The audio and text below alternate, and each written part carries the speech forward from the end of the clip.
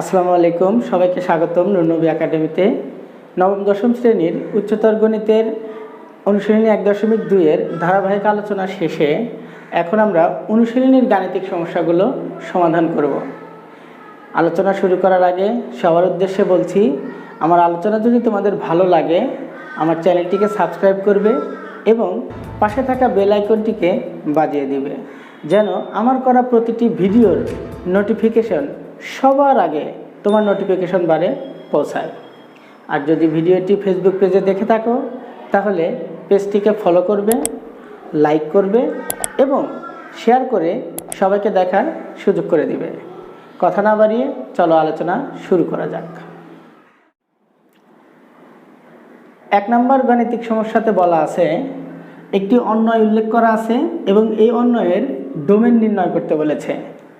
আমরা জানি কোনো একটি অন্বয় যদি এরকমভাবে উপস্থাপিত হয় 1 2 3 4 4 5, মনে করলাম এটা একটি অন্বয়। আমরা জানি এরকমভাবে উপস্থাপিত অন্বয়ের যে ক্রমজোড়গুলো থাকে, এই ক্রমজোড়গুলোর প্রথম যে উপাদানটা থাকে, এই প্রথম উপাদানগুলো নিয়ে যে সেটটা গঠিত হয় সেই সেটটাকে ডোমেন সেট বলা হয়। যেহেতু এফ অন্বয়, সুতরাং এফ অন্বয়ের ডোম হবে বা ডোমেন হবে ক্রমজোড়গুলোর প্রথম উপাদানগুলো নিয়ে গঠিত সেট। প্রথম উপাদান কি আছে? 1 3 4। সুতরাং এই অন্বয়টির ডোমেন হলো 1 3 4। যদি রেঞ্জের কথা বলতো, রেঞ্জ এফ হতো, তখন খেয়াল করে দেখো এই যে ক্রমজোড়গুলো আছে, এই ক্রমজোড়গুলোর দ্বিতীয় উপাদান অর্থাৎ অয়ের উপাদান নিয়ে যে সেটটা গঠিত হবে সেই সেটটাকে এই অন্বয়ের রেঞ্জ বলা হবে। তাহলে রেঞ্জের সেট কত হবে? 2 4 5। প্রতিটি উপাদানকে কমার দ্বারা তো অবশ্যই পৃথক করতে হবে, যেহেতু এটা একটি সেট সুতরাং সেকেন্ড ব্র্যাকেটে উল্লেখ করতে হবে। যদি আমরা এই এক্সাম্পলটা বুঝে থাকি তাহলে আমরা এখন দেখি এই অন্বয়ের ডোমেন কোনটি হয়। আমরা তো বুঝলাম ডোমেন মানেই অন্বয়টির প্রথম এক্সের যে মানগুলো থাকবে, উপাদানগুলো থাকবে, তার যে সেটটা হবে সেই সেটটা হবে এই অন্বয়ের ডোমেন। খেয়াল করে দেখো, তাহলে আমরা বলতেই পারি যে 1 নম্বর অন্বয়ের ডোমেনটা হলো, ডোমেন হবে 2 4। এই যে 2 কিন্তু একবার নিয়েছি, ডাবল হলে দ্বিতীয়বার আর নেওয়ার দরকার নেই। তারপর কত আছে? 7। এটাই হলো 1 নম্বর প্রশ্নের উত্তর। 2 নম্বর গাণিতিক সমস্যাটি হলো, একটি অন্বয় দেওয়া আছে, এই অন্বয়ের ক্রমজোড়টা হলো এক্স আকারে উপস্থাপিত, যেখানে এক্সটা এই এ সেটের উপাদান, ওয়াইটাও এ সেটের উপাদান, এবং এক্স আর ওয়াইয়ের ভিতরে সম্পর্কটা হলো ওয়াইটা হলো এক্সের বর্গের সমান। আমাকে এস অন্বয়টি নির্ণয় করতে হবে এবং সেখান থেকে অন্বয়গুলোর সদস্য যে উল্লেখিত আছে সেখানে একটা টিক চিহ্ন দিতে হবে। তো শুরুতেই 2 নম্বর অঙ্কটি করার জন্য দেওয়া আছে যে তথ্যটি, সেই তথ্যটিটা আমরা লিখে রাখব। দেওয়া আছে S X Y such that X belongs to A, Y belongs to A এবং Y is equal to x square. এবং আরও একটি তথ্য উপস্থাপিত আছে, এ সেটের উপাদান -2 -1 0 1 2। আমাদের প্রথম যে কাজটা হবে সেটা হলো এই ওয়াই আর এক্স এদের মধ্যে যে সম্পর্কটা আছে সেই সম্পর্কটা লেখা, অর্থাৎ এস এর বর্ণনাকারী সমীকরণটা আমাদের এখানে উল্লেখ করতে হবে।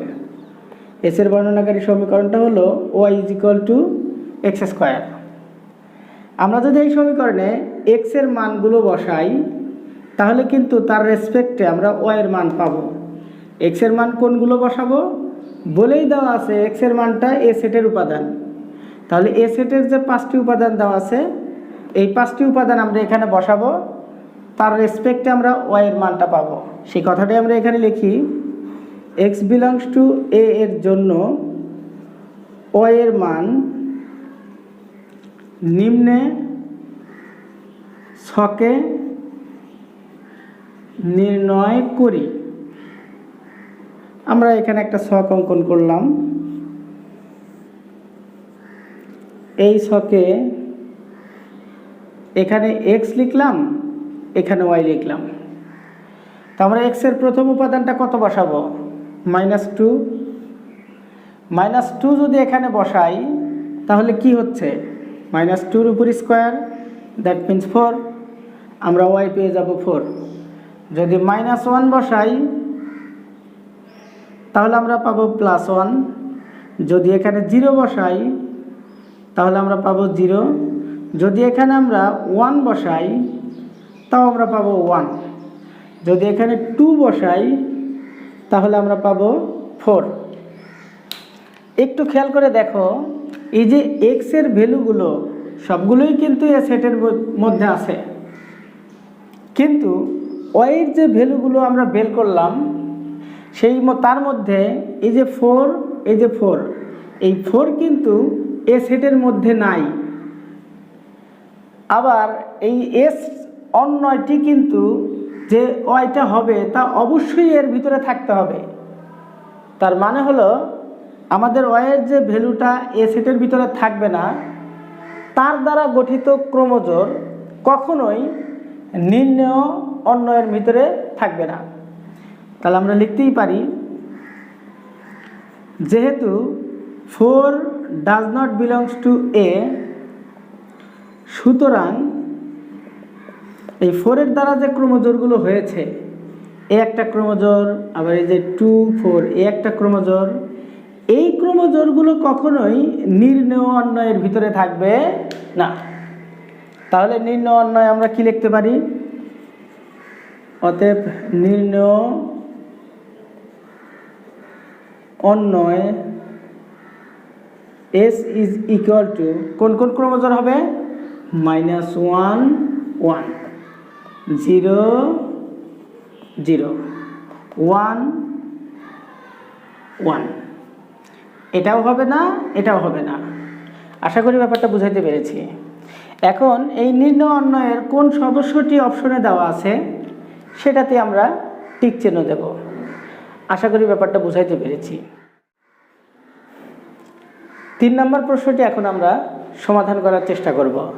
3 নম্বর প্রশ্নটিতে বলা আছে, একটি অন্যয়কে উপস্থাপন করা আছে এবং এই অন্যয়টির এস অন্যয়ের রেঞ্জ এত। এটা আমাদেরকে একটু টেস্ট করে দেখতে হবে। তো যেহেতু অন্যয়টি আমাদের এখানে বলা আছে 1, 4, 2, 1, 3, 0, 4, 1, 5, 4।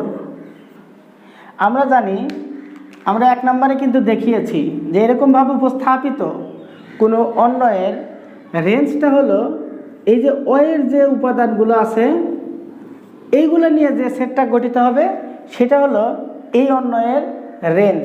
আর প্রথম যে উপাদানগুলো দেওয়া থাকবে ক্রোমোজোরের, তাদেরকে কিন্তু এই অন্যয়ের ডোমেন সেট বলা হয়। তো যেহেতু আমাদের এখানে রেঞ্জের কথা বলা আছে, সুতরাং আমরা এখান থেকে রেঞ্জ পাবো।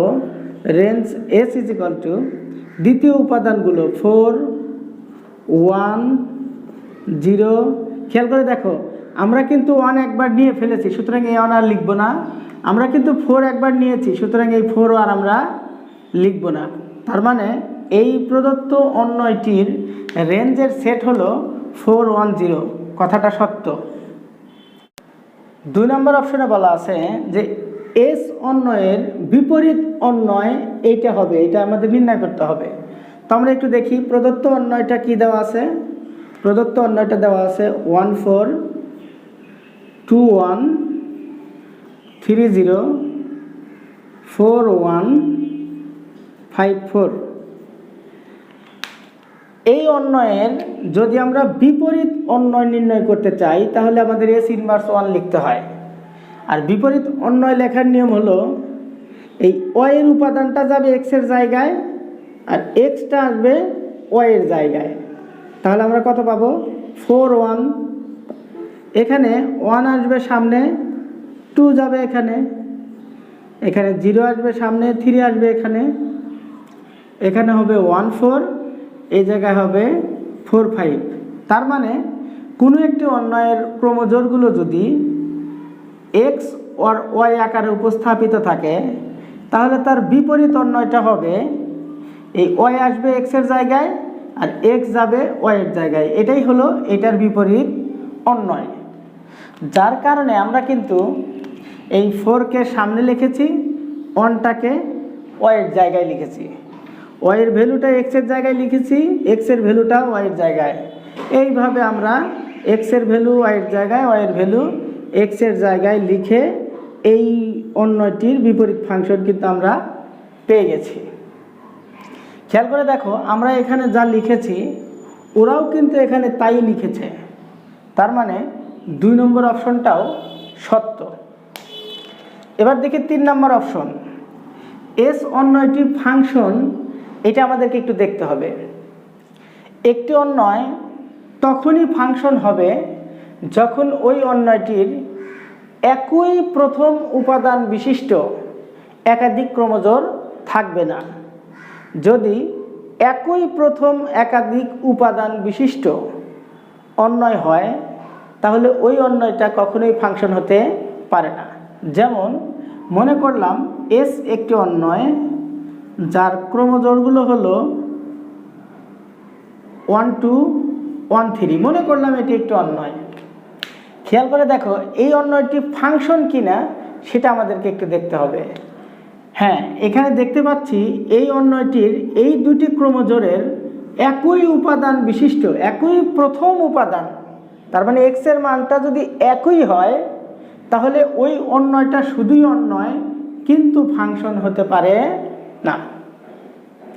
আর যদি এখানে এই অন্যয়টি এরকমভাবে উপস্থাপিত থাকতো, তাহলে কিন্তু অবশ্যই এই অন্যয়টি একটি ফাংশন হতো। কেন? কারণ এই যে অন্যয়টি, এই অন্যয়টির একই প্রথম উপাদান বিশিষ্ট একাধিক ক্রমজোড় নেই, এক্স এর উপাদানগুলা ভিন্ন ভিন্ন। সুতরাং অবশ্যই এই অন্যয়টি একটি ফাংশন। এখন আমরা দেখি 3 নম্বরের যে অন্যয়টি আমাদের উল্লেখ করা আছে, সেই অন্যয়ের একই প্রথম উপাদান বিশিষ্ট একাধিক ক্রমজোড় আছে কিনা। উত্তর হলো নাই।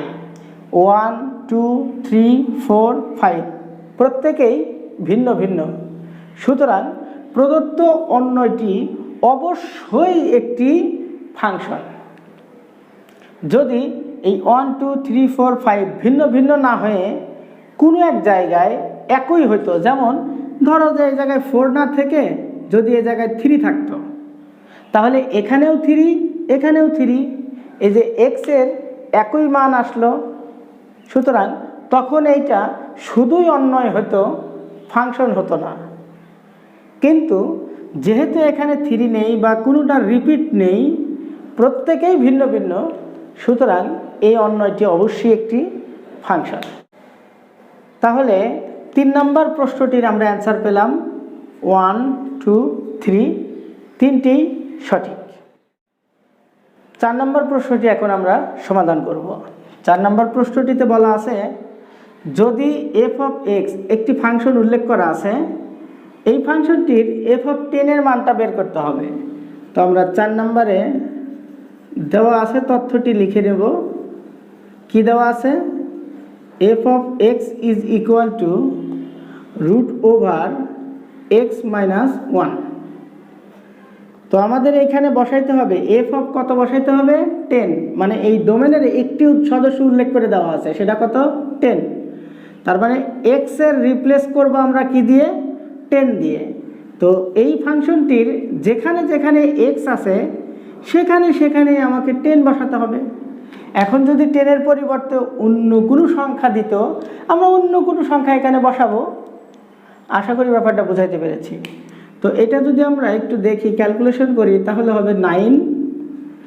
আমরা জানি 3-র উপর স্কোয়ার করলে 9 হয়, স্কোয়ারের রুট কেটে গেলে হয় 3।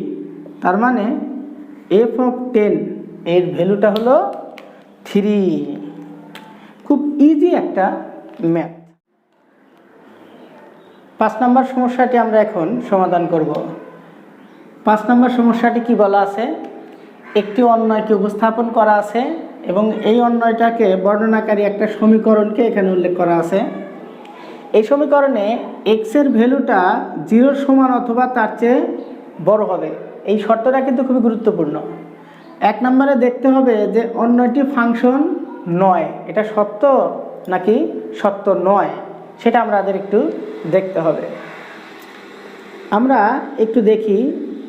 আমরা জানি বৃত্তের সমীকরণ হলো x minus a whole square plus y minus b whole square r square.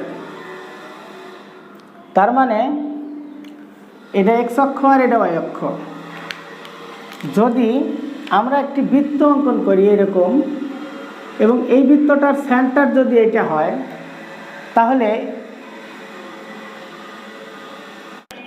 আবার এটা x অক্ষ, এটা y অক্ষ।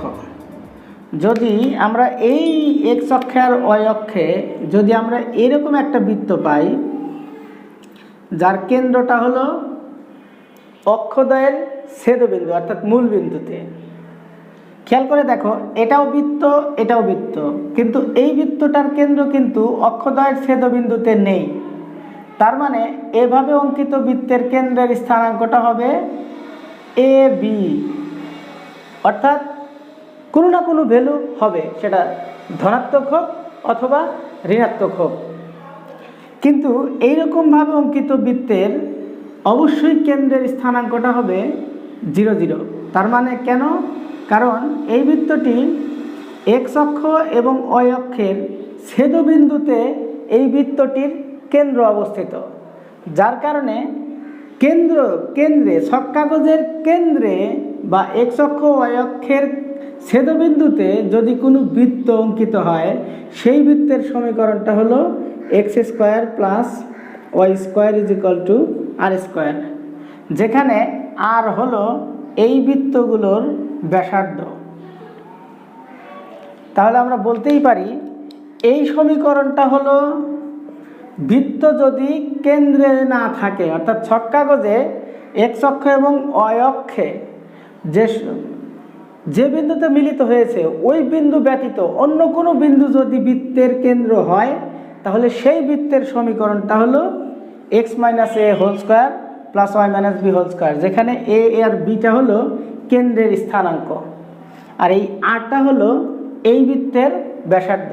কিন্তু বৃত্তটা যদি কেন্দ্রগামী হয় অর্থাৎ মূল বিন্দুগামী হয়, তাহলে এই বৃত্তের সমীকরণটা হলো x square plus y square is equal to r square, যেখানে কেন্দ্রের স্থানাঙ্কটা হলো 0 0, অর্থাৎ এর মানও 0 বির মানও 0। এখানে এর মান 0 বির মান 0 বসালে তো x স্কোয়ার প্লাস y স্কোয়ারই হয়।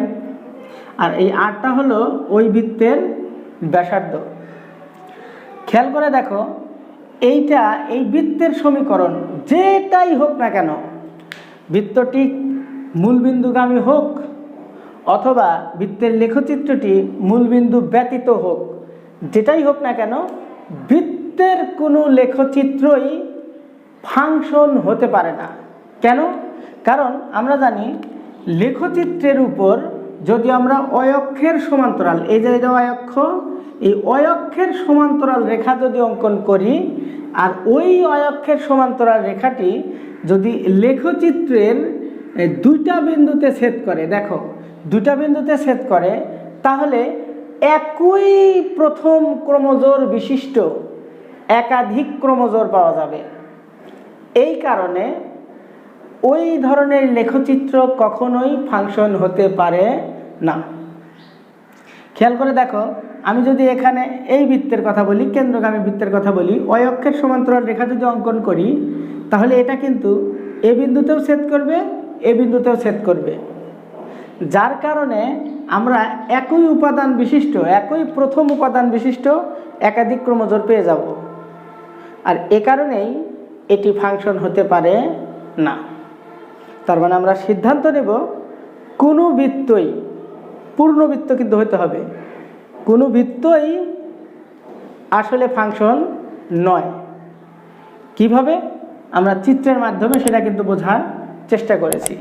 কিন্তু বৃত্তটি যদি অর্ধবৃত্ত হয়, যেমন ধরো যে বৃত্তটি যদি এইরকম হয়, অর্ধবৃত্ত হয় লেখচিত্রটি, তাহলে কিন্তু সেটা ফাংশন হবে। কেন?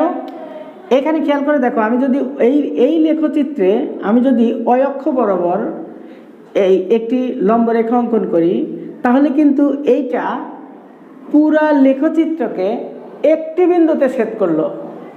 আর একটি বিন্দুতে ছেদ, এরকম যদি একাধিক অঙ্কন করি, প্রত্যেকেই কিন্তু একটি করে বিন্দুতে ছেদ করবে। এর আগে কিন্তু দুটি করে বিন্দুতে ছেদ করেছে, এবার কিন্তু একটিতে ছেদ করলো। যার কারণে এই আকারে উপস্থাপিত অর্ধবৃত্তের লেখচিত্রটি অবশ্যই ফাংশন হবে। আবার যদি এরকম অর্ধবৃত্ত হয়, তাহলে এটাও কিন্তু একটি ফাংশন। কেন? কারণ আমি যদি এখান থেকে অক্ষের সমান্তরাল রেখা অঙ্কন করি, তাহলে কিন্তু এটা একটা লেখচিত্রের একটি বিন্দুতেই কিন্তু ছেদ করবে, যার কারণে এটাও একটি ফাংশন। কিন্তু অর্ধবৃত্তটা যদি এইরকম হয়, এইটা কিন্তু ফাংশন নয়। কেন? দেখো, তুমি যদি অক্ষের সমান্তরাল রেখা অঙ্কন করো, তাহলে এইটা কিন্তু এই লেখচিত্রকে দুইটি বিন্দুতে ছেদ করলো।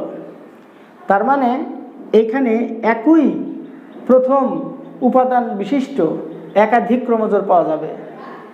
যার কারণে এইভাবে যদি অর্ধবৃত্তের লেখচিত্র পাই ডান সাইডে, তাহলে কিন্তু সেটা ফাংশন হতে পারে না। অনুরূপভাবে যদি লেখচিত্রটি এইভাবেও পাই, তাহলেও কিন্তু সেটা ফাংশন হতে পারে না। তার মানে আমরা এইখানে যদি অক্ষের সমান্তরাল রেখা অঙ্কন করি, এটাও কিন্তু এই অর্ধবৃত্তের লেখচিত্রে দুইটা বিন্দুতে ছেদ করলো। আমরা স্পষ্টভাবে বুঝতে পারলাম কোনো বৃত্তের সমীকরণের লেখচিত্র কখনোই ফাংশন হতে পারে না। কিন্তু অর্ধবৃত্তর ক্ষেত্রে যদি অক্ষের উপর ডান সাইডে অথবা বাম সাইডে অর্ধবৃত্ত অঙ্কিত হয়, তাহলে তাও কিন্তু ফাংশন নয়।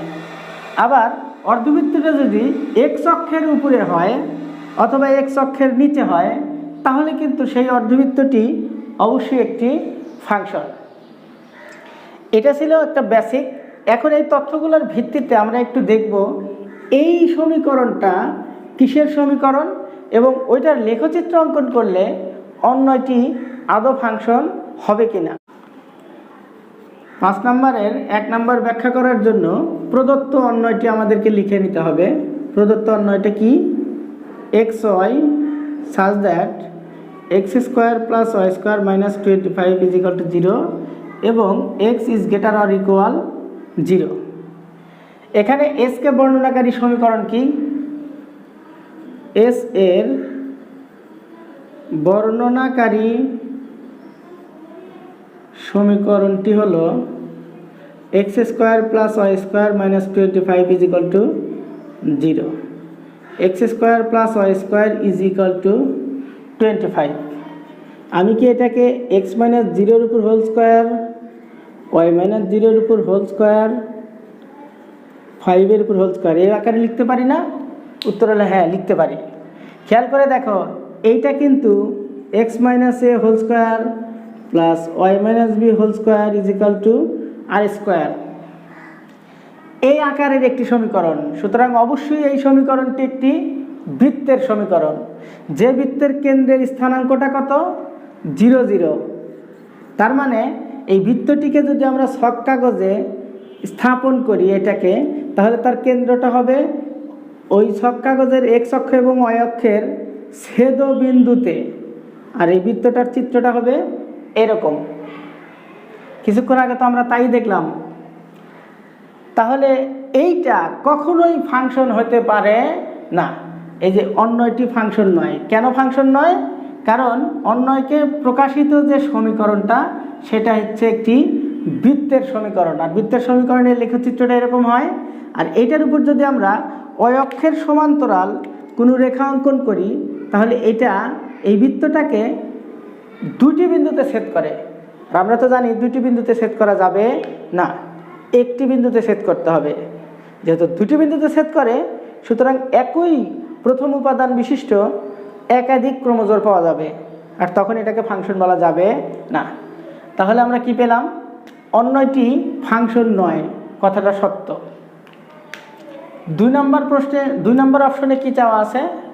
অন্যটির লেখচিত্র একটি অর্ধবৃত্ত, কথাটা সত্য কিনা একটু দেখি। এইটার লেখচিত্র যদি আমরা অঙ্কন করি তাহলে তো এরকম হবে। তোমার যদি বিশ্বাস না হয় তুমি দেখে নিতে পারো। এই যে এখানে এই সমীকরণটাতে x = আমরা লিখতেই পারি 25 - y স্কোয়ার, স্কোয়ারটাকে ওই পাশে দিলাম, রুট হয়ে গেল। এখানে তুমি y এর মান বসাও, তুমি x এর মান পাবে, অথবা xটাকে ঠিক রেখে আমি এই y এর ভ্যালুটা বের করব, তাহলে 25 - x স্কোয়ার। তুমি x এর মানগুলো এখানে বসাও। অবশ্যই x এর মানগুলো বসাইতে হবে সেগুলো 0-র সমান অথবা তার সাথে বড় হইতে হবে, তার ছোট মানগুলো নেওয়া যাবে না। যদি আমরা নেই তাহলে এখানে যে y এর মানটা বের হবে, ধরো যে আমরা x = নিলাম 0, তাহলে y এর ভ্যালুটা কত হবে? 5। যদি x এর ভ্যালুটা আমরা নেই 1, তাহলে y এর ভ্যালুটা কত হবে? √24। এই যে ভ্যালুগুলো আমরা পেলাম, তার মানে 0.5 পেলাম, তারপরে পেলাম হচ্ছে 1√24। এই ক্রমজোড়গুলোকে যদি আমরা ছক কাগজে স্থাপন করি তাহলে বৃত্তের চিত্রটা এরকমই হবে। আর তখন ওইটা কখনোই অর্ধবৃত্ত না, একটি পূর্ণ বৃত্ত হয়েছে। আবার বলেছে অন্যটির লেখচিত্র x অক্ষের উপর অর্ধতলে থাকবে। খেয়াল করে থাকো, এই যে x অক্ষ আর এটা y অক্ষ, বৃত্তটি x অক্ষের অর্ধতলের উপর, মানে এই উপরে আছে এক অংশ, নিচে আছে এক অংশ। তাহলে কি কথাটা সত্য না? উত্তর হলো হ্যাঁ, কথাটা সত্য। অন্যটির লেখচিত্রটি x অক্ষের উপর অর্ধতলে থাকবে। 6 নম্বর প্রশ্নটি আমরা এখন সমাধান করব। 6 নম্বর প্রশ্নে বলা আছে যে f(x) একটি ফাংশন উল্লেখ করা আছে যার মান কত? 2। x এর মান নির্ণয় করো। তাহলে আমরা লিখব, দেওয়া আছে f(x) = √(x - 1) = 2। তাহলে কি আমরা পাই না √(x - 1) = 2? এটাকে উভয় পাশে আমরা কি করব? বর্গ করব। তাহলে আমরা পাবো কি? x - 1 = 4। দ্যাট মিন্স x এর ভ্যালুটা আমরা তাহলে কত পেলাম? 5। একটি ফাংশনের ডোমেন এবং রেঞ্জ কিভাবে নির্ণয় করতে হয় তার উপর আমি একটি পূর্ণাঙ্গ ভিডিও আপলোড করেছি। যদিও ভিডিওটি আমার অনেক দিন পূর্বে করা, তারপরেও ভিডিওটি তোমরা দেখবে, অনেক উপকৃত হবে। একটি ফাংশনের ডোমেন এবং রেঞ্জ কিভাবে বের করতে হয় তা খুব ভালোভাবে আমি সেখানে বর্ণনা করার চেষ্টা করেছি। ভিডিওটির লিঙ্ক আমি আই বাটনে দিয়ে দিলাম। তোমরা অবশ্যই ভিডিওটির লিঙ্কে ক্লিক করে ভিডিওটি দেখে আসবে, তাহলে ডোমেন এবং রেঞ্জ নির্ণয় করা তোমাদের জন্য কোনো সমস্যাই হবে না।